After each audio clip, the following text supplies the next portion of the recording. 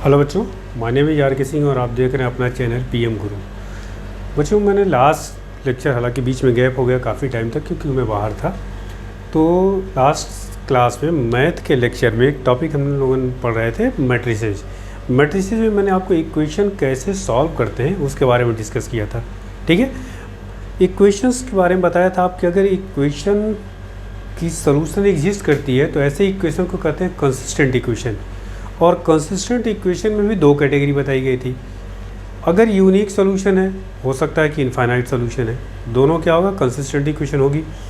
और अगर उसकी सॉल्यूशन एग्जिस्ट नहीं कर रही है तो उसको क्या कहते थे, इनकंसिस्टेंट इक्वेशन। ठीक, जो यूनिक सॉल्यूशन का केस होता था ऐसे इक्वेशंस को डिपेंडेंट इक्वेशन भी कहते हैं। ठीक है, मैंने आपको उस पर कुछ क्वेश्चंस बताए थे कि किस तरह से मैट्रिक्स इक्वेशन को सॉल्व करते हैं। मैट्रिक्स मेथड से बेसिकली आप इक्वेशन को कैसे सॉल्व करते हैं, और उसमें 2-3 क्वेश्चन बताए गए थे।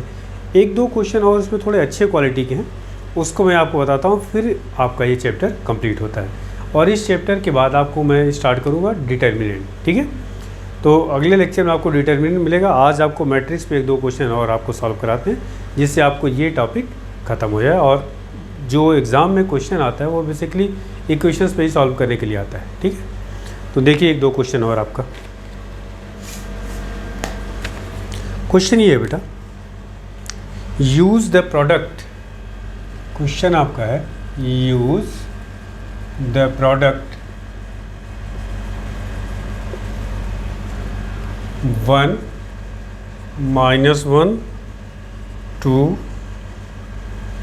0 2 3 3 - 2 4।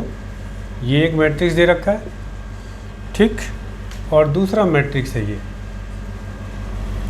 -2 0 1 9 2 -3 6 1 -2। ठीक, 6 1 -2। Use this product and hence solve the equation. Equation देखिए क्या दे रखा आपका, x - y + 2z = 1, 2i - 3z = 1 and 3x - 2i + 4z = 1 = 2। ठीक है, तो ये इक्वेशन को सॉल्व करना आपको। और यहाँ से पहले तो इस प्रोडक्ट को निकालना आपको। आप इस मैट्रिक्स को अगर ए मान लें, इस वाले को, पहले वाले को, और इसको बी मान लें। ठीक है, कभी कभी क्वेश्चन में ऐसे भी दिया होगा, ये matrix A = this, matrix B = this, find A B and use to solve the system of this equation. ठीक है, तो पहले इसका प्रोडक्ट निकालिए आप। जब भी एक चीज़ ध्यान रखिएगा, अगर इस तरह का क्वेश्चन दिया है जिसमें 2 मैट्रिक्स दे रखे हैं और आपसे कहा जाए कि इनका प्रोडक्ट निकालिए और इस प्रोडक्ट को यूज़ करिए इन इक्वेशन को सॉल्व करने में, तो जब भी आप इनका प्रोडक्ट निकालेंगे तो ध्यान रखिएगा हमेशा यह कोई ना कोई स्केलर मैट्रिक्स ही आएगी। तो चलिए ये याद रखिएगा। अब देखिए इसको मल्टीप्लाई करते हैं क्या आता है। तो मान लीजिए ये ए बी मैट्रिक्स है जो रिजल्टेंट हम निकाल लें, तो प्रोडक्ट निकालिए इसका 1। प्रोडक्ट याद है, इसका रो लेते हैं और इसका कॉलम लेते हैं, तो 1 × -2 फिर -2 × 9 -1 × 9, तो -9 हो गया, और 2 × 6 12। ठीक, ये कितना आ रहा है, देखिए 1 आ रहा है। फिर इसका इस कॉलम में मल्टीप्लाई करेंगे तो ये आपका आ जाएगा 1 × 0 0 -1 × 2, तो -2, फिर इसका इसमें आपका +2, ये तो 0 आएगा, और ये भी इस तरह 0 आएगा। थर्ड भी यहाँ आपका आएगा 1, फिर आपका +3, और आपका आ जाएगा -4। ठीक, ये आया।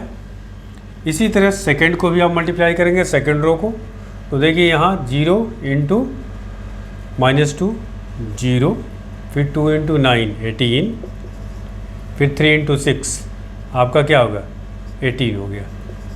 ये डेटा कुछ 0 से -2 हो गया, 2 × 9 18, और इधर आपका 0 आना चाहिए था। ये डेटा कहीं कुछ गलत नोट किया क्या? -3 है यहाँ, तभी मैं कह रहा हूँ डेटा कहीं गड़बड़ बेटा है। मैंने आपको बताया कि ये हमेशा क्या बनेगा, स्केलर मैट्रिक्स बनेगा। अब यहाँ देखिए 0 का इसमें मल्टीप्लाई किया तो 0 हो गया, 2 × 9 18, -3 × 6 -18 हो जाएगा, ठीक। फिर आपका इस रो का इसमें मल्टीप्लाई किया तो 0 × 0 0, 2 × 2 4, -3 × 1 तो -3, ठीक। फिर इसका इसमें मल्टीप्लाई करिए तो ये आपका आएगा 0 -6 और फिर +6। देखिए ये भी 0 बन रहा है, ये 0 बन रहा है, ये 0 बन रहा है, ये 1 बन रहा है, ये 1, ये 0। इसी तरह से अगला थर्ड रो लीजिए तो 3 × -2 तो -6, फिर आपका -18, फिर आपका 24, ठीक। फिर इसका इसमें मल्टीप्लाई करिए 0 -4 +4, फिर इसका थर्ड कॉलम में करिए तो आपका हो गया 3 + 6 -8, ठीक। इसको सिंप्लीफाई करिए तो देखिए आ क्या रहा है, ये बेसिकली यहाँ आया 1, फिर आपका आया 0, फिर आया 0 0 1 0 0 0 1, ये आइडेंटिटी मैट्रिक्स आ गई आपका आई, या आप ले सकते हैं I3, ठीक। ऐसा हो सकता है कि जब आप ऐसे दो मैट्रिक्स गिवन हो तो मल्टीप्लाई करें तो ऐसा भी हो सकता है कि मान लीजिए यहाँ 5 आ गया, यहाँ आ गया 5 और यहाँ 5, तो इसका मतलब हम इसको क्या ले सकते हैं 5I3। तो मेरा कहने का मतलब ये है कि ये कोई स्केलर मैट्रिक्स आ गया या आइडेंटिटी मैट्रिक्स आ गया, ठीक है। तो यहाँ कोई भी नंबर भी आ सकता है, तो ये आपने मल्टीप्लाई कर लिया। इसका मतलब फाइनली क्या हुआ, AB = आ गया I3। मैं इसको मिटा रहा हूँ क्योंकि ये क्वेश्चन लेंदी है, तो इतना आपको समझ में आ गया कि I3 आ गया, ठीक है। आपको पता है मैट्रिक्स का क्वेश्चन बहुत बड़ा होता है, तो एक बार में सॉल्व करना भी मुश्किल है। AB = आपका आ गया I, ठीक, कोई दिक्कत नहीं। अब इसको आप इक्वेशन 1 कर लीजिए, इससे मैट्रिक्स प्रोडक्ट तो आपने निकाल ही लिया, अब इससे मैट्रिक्स इक्वेशन बनाइए। मैट्रिक्स इक्वेशन जब आप बनाएंगे तो यहाँ देखिए क्या बनेगा, 1 -1 2, फिर आपका 0 और 2 -3 3 -2 एंड 4, ठीक। ये मैट्रिक्स हो गई।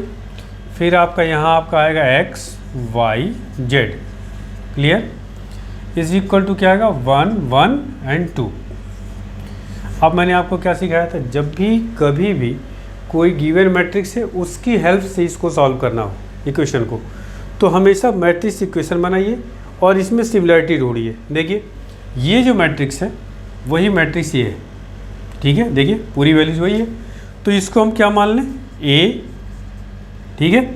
ये आपका क्या लेते थे हम लोग x, अब इसको B नहीं मान सकते क्योंकि ऑलरेडी इसको B हमने सपोज कर रखा है, तो इसको मान लेते हैं C, ठीक है।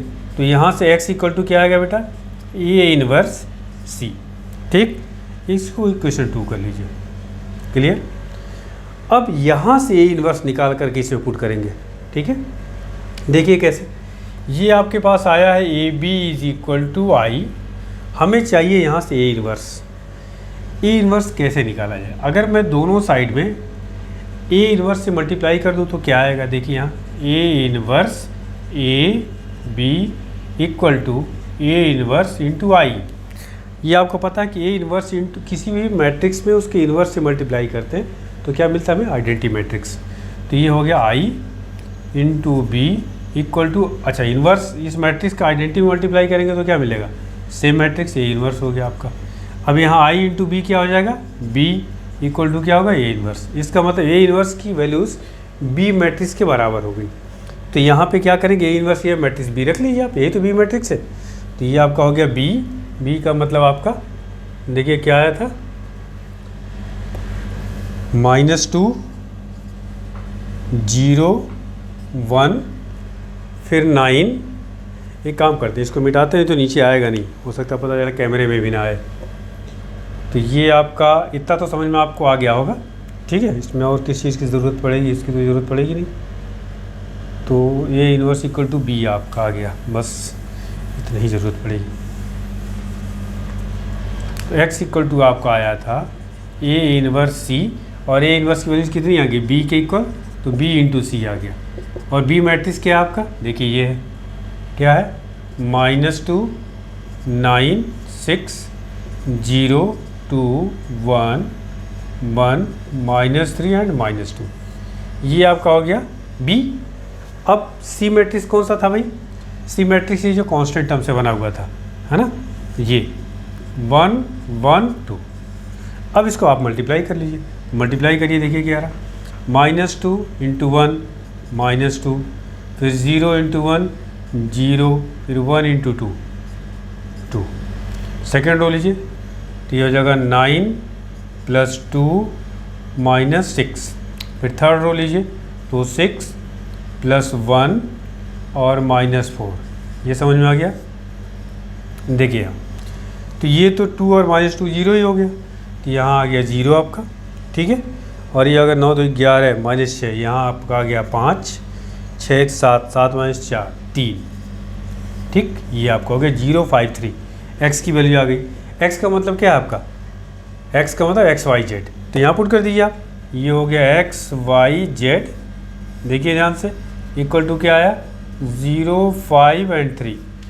दोनों की इक्वेट कर दिए। x इक्वल टू क्या आ गया 0, y equal to 3 and sorry y equal to 5 and z equal to 3। तो फाइनल रिजल्ट आपका आया x equal to 0, y equal to 5 and z equal to 3। ये आपका फाइनल रिजल्ट हो गया, ठीक है। तो इस तरह के क्वेश्चन जब भी आपसे पूछे जाएं कि दो मैट्रिक्स गिवन है, उसका मल्टीप्लाई करिए और उसके रिजल्ट को यूज़ करते हुए इक्वेशन को सॉल्व करिए।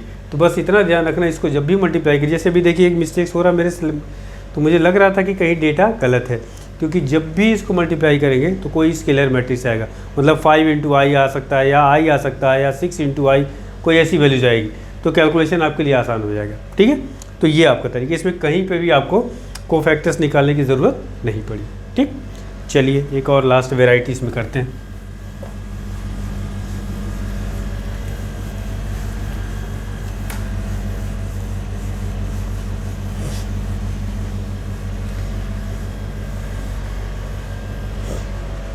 नेक्स्ट आपका है if a equal to, question ये दे रखा है बेटा, इफ a इक्वल टू 1 -1 1 2 1 -3 1 1 1, ये मैट्रिक्स है आपका। Find a inverse and hence solve. इसमें क्वेश्चन में है find a inverse and hence solve the equation.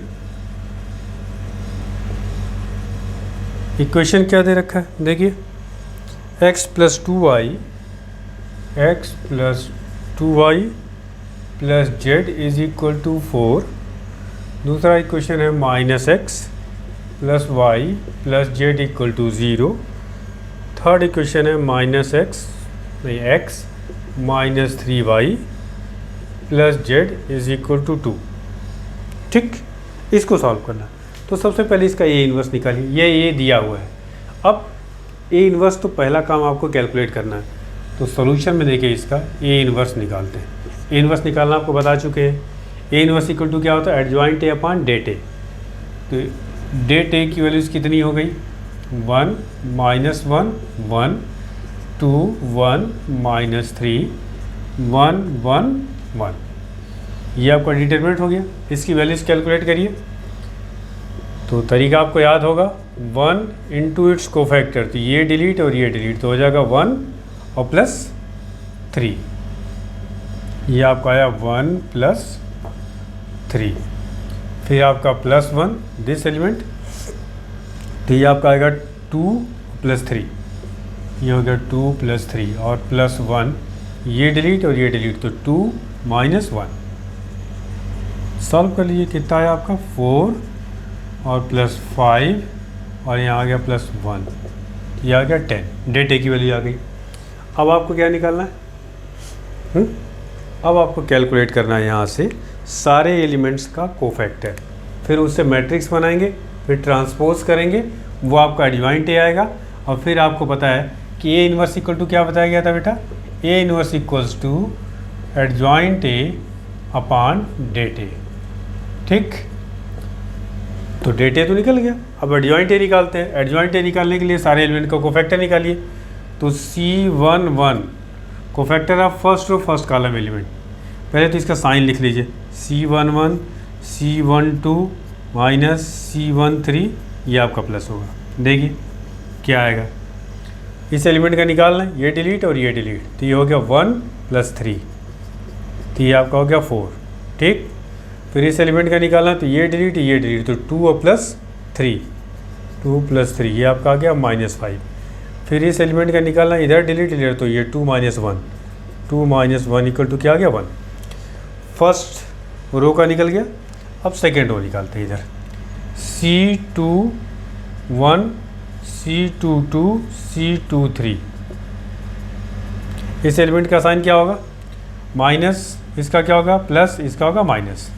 देखिए इस एलिमेंट का कैलकुलेट करें, इधर डिलीट और ये डिलीट, तो -1 -1 -1 तो -2, ये +2 हो जाएगा आपका। फिर इसका कैलकुलेट करना है, तो ये डिलीट हो गया और ये डिलीट हो गया, तो 1 - 1 1 क्या आ गया 0। फिर -3 क्या कैलकुलेट करना है, इधर डिलीट हो गया, ये डिलीट हो गया, तो आपका 1 और ये आ गया +1, 1 + 1, तो ये आ गया -2। सेकेंड रो निकल गया। चलिए थर्ड रो निकालते हैं, C31 C32 और C33, इस एलिमेंट का साइन क्या होगा प्लस, इसका होगा माइनस और इसका होगा प्लस। चलिए पहले एलिमेंट का ये डिलीट और ये डिलीट, तो कितना गया 3 - 1, 3 - 1 = हो गया 2। फिर इस एलिमेंट का निकालना, तो ये डिलीट, तो -3 - 2, -3 - 2, ये आपका गया 5। फिर ये आपका ये डिलीट, तो 1 और +2, 1 + 2 = 3। ठीक, अब इससे कोफैक्टर तो निकल गए, इससे मैट्रिक्स फ्रेम कर लेते हैं। चलिए अच्छा, डेट ए की वैल्यूज़ कितनी आ गई, यहाँ लिख लेते हैं। डेट ए की वैल्यूज़ आपके पास है, नीचे कर लो, डेट ए की वैल्यू आपकी आ गई 10, और यहाँ से आप कैलकुलेट करके हम लोग, अच्छा देखिए ये फर्स्ट रो का कोफैक्टर है, तो रो को डायरेक्ट अगर मैं कॉलम में लिख देता हूँ तो ये डायरेक्ट आपको एडजॉइंट ए मिलेगा, है ना। तो यहाँ पे लिख देता है एडजॉइंट ए, ये तो काम हो ही गया इसका डेट ए का। तो ये आपका आया एडजॉइंट ए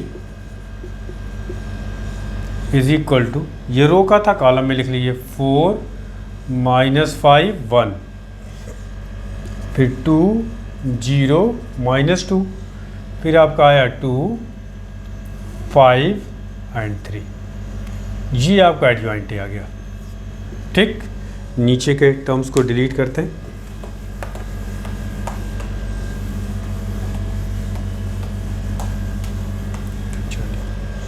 एडजॉइंट ए निकल गया, डेट ए आ गया, तो ए इन्वर्स की वैल्यूज कितनी हो गई, देखिए A inverse = adjoint A upon det A, तो 1/10, और ये आपका हो जाएगा 4 2 2 -5 0 5 1 -2 और 3, ये आपका ए इन्वर्स निकल गया। ठीक, तो एक पार्ट तो हो गया, इसमें कहा है कि find A inverse and hence solve the equation, तो ए इन्वर्स तो निकल गया। ठीक है, तो ए इन्वर्स को हम लोग इधर लिख लेते हैं, इसकी ज़रूरत पड़ेगी। ए इन्वर्स = 1/10, यहाँ आपका क्या 4 2 2 -5 0 5 1 -2 और 3।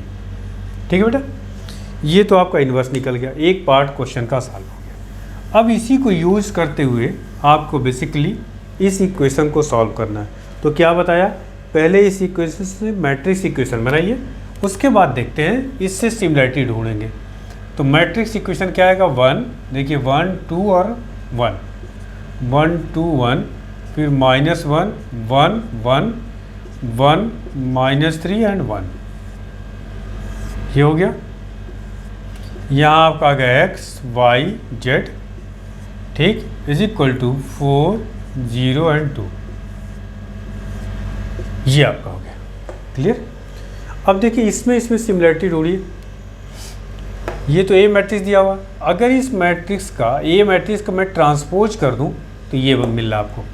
देखिए 1 -1 1, इसको ट्रांसपोज करोगे तो कॉलम में लिखेंगे, इसका मतलब हुआ इस मैट्रिक्स का अगर ट्रांसपोज कर दूं तो ये मैट्रिक्स आपको दिख रहा है, तो इसको मैं क्या लिखूंगा ए ट्रांसपोज, क्योंकि ऑलरेडी ये ए है, इसका ट्रांसपोज ये है, इंटू एक्स इक्वल टू क्या हो गया आपका बी, ये तो मैट्रिक्स भी हम लोग सपोज करते थे। अब यहाँ से ध्यान दीजिए, x इक्वल टू आएगा बेटा A ट्रांसपोज का इन्वर्स इंटू बी, ठीक, या ट्रांसपोज की प्रॉपर्टी से ये A इन्वर्स A ट्रांसपोज का इन्वर्स करिए या A इन्वर्स का ट्रांसपोज, दोनों इक्वल होता है, A इन्वर्स का ट्रांसपोज इंटू बी। ये ट्रांसपोज की प्रॉपर्टी है, क्या है आपका बेटा, A ट्रांसपोज का inverse is equal to A inverse का ट्रांसपोज। अच्छा, A इन्वर्स तो आप निकाल ही चुके हैं, इधर इसका ट्रांसपोज कर दीजिए, इंटू मैट्रिक्स B कर लीजिए 4 0 2। तो देखिए आसान हो गया। x का मतलब क्या है आपका, एक्स वाई जेड, ठीक, A इन्वर्स का ट्रांसपोज, इसका ट्रांसपोज करिए तो 1/10, तो नंबर इसका तो ट्रांसपोज होगा नहीं। अब आपका आएगा इसका ट्रांसपोज कर लीजिए, तो 4 2 2 -5 0 5 1 -2 एंड 3, ये तो ट्रांसपोज हो गया इसका, इंटू मैट्रिक्स बी का मतलब क्या था 4 0 2, ये भी देखिए आसान है। अब आप क्या करेंगे, इन दोनों मैट्रिक्स को मल्टीप्लाई कर लीजिए, 10 से डिवाइड कर दिए। अच्छा, इन दोनों मैट्रिक्स को मल्टीप्लाई करेंगे तो सिंगल मैट्रिक्स मिल जाएगा, उस सारे नंबर को 10 से डिवाइड कर देंगे। उसके बाद दोनों मैट्रिक्स को, इधर लेफ्ट में एक मैट्रिक्स है, राइट में भी एक है, तो इक्वेट कर देंगे। इक्वेट करने पे एक्स वाई और जेड की वैल्यूज़ आपकी कैलकुलेट हो जाएगी, ठीक है। चलिए इसको मल्टीप्लाई कर लेते हैं, 1/10 4 × 4 16, फिर -5 × 0, तो ये तो हो गया 0, फिर 1 × 2, तो ये हो गया 2। सेकेंड रोल है 8 + 0 और -4, नेक्स्ट हो जाएगा कितना 2 × 4, 8 हो गया आपका, फिर आपका 0, फिर आपका हो गया 6, ठीक। तो ये कितना आ गया 1/10, 16 और 2 18 आपका हो गया, और 8 - 4 आपका 4 हो गया, या 8 से 14 हो गया, ठीक। 10 से डिवाइड करके और इक्वेट कर लीजिए, तो वैल्यूज़ क्या है कि यहाँ से देखिए आपकी वैल्यूज़ आ रही है,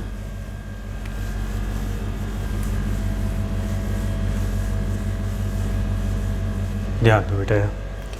तो x इक्वल टू क्या आएगा, देखो x equal to 18/10, 18/10, y is equal to क्या आएगा, देखिए कंपेयर करिए 4/10, है ना, और z इक्वल टू क्या आएगा 14/10। तो आप इसको क्या लिख सकते हैं 9/5, इसको लिख सकते हैं 2/5, इसको लिख सकते हैं 7/5। ये आपकी x, y और z की वैल्यूज़ आ गई, ठीक है। तो इस तरह से मैट्रिक्स इक्वेशन जो होती है उसको सॉल्व करने का ये तरीका है, और ये क्वेश्चन आपके बोर्ड के लिए बहुत इंपॉर्टेंट है, ठीक है। तो इसको नोट करिए, और मैट्रिक्स आपका ख़त्म होता है टॉपिक। अगला चैप्टर हम लोग डिटरमिनेंट्स पढ़ेंगे। हालांकि डिटरमिनेंट की भी काफ़ी चीज़ें मैंने आपको बता दी है, क्योंकि डिटरमिनेंट्स में आपको बेसिकली सबसे पहले ये पढ़ना होता है कि डिटरमिनेंट किसको कहते हैं, डिटरमिनेंट्स को अगर सेकेंड ऑर्डर का है तो उसकी वैल्यूज़ कैसे निकालते हैं, थर्ड ऑर्डर का है तो कैसे वैल्यूज़ निकालेंगे, माइनर कैसे निकाला जाता है, कोफैक्टर कैसे निकाला जाता है, ये सारी चीज़ें मैं आपको बता चुका हूँ, ठीक। अब सिर्फ इसमें बचता है कि प्रॉपर्टीज ऑफ डिटरमिनेंट क्या होता है, और फिर उस पर न्यूमेरिकल्स या क्वेश्चंस आप करेंगे, ठीक है। तो अगली क्लास में हम लोग का जो टॉपिक, हालांकि डिटरमिनेंट बहुत ज़्यादा टाइम लगेगा नहीं, बहुत होगा तो 2 लेक्चर में इसको मैं आपको ख़त्म कर दूँगा, ठीक है। तो आज की क्लास बेटा बस इतनी, थैंक यू।